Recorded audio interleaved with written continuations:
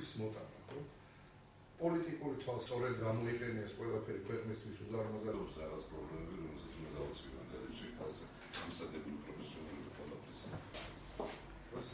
ქართულ ჯგუფი აშენებს ჩვენთვის სტადიონებს უკვე მესამე წელია მთელ საქართველოში.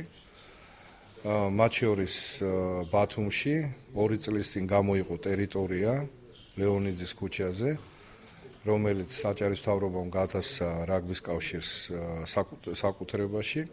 შეიქმნა პროექტი, ქართულ ჯგუფის არქიტექტურულმა ჯგუფმა შექმნა ეს პროექტი და უნდა დაიწყოს შენებლობა. უბრალოდ დღეს დავათვალიერეთ, იმიტომ რომ ტექნიკური პრობლემა შეიქმნა, აღმოჩნდა რომ კოლექტორი გადის იმ მიწაზე. ჩვენთან ჩამობრძანდა საქართველოს რაგბის კავშირის პრეზიდენტი ბატონი გიორგი, მას ახლავს ასევე გამგეობის წევრი.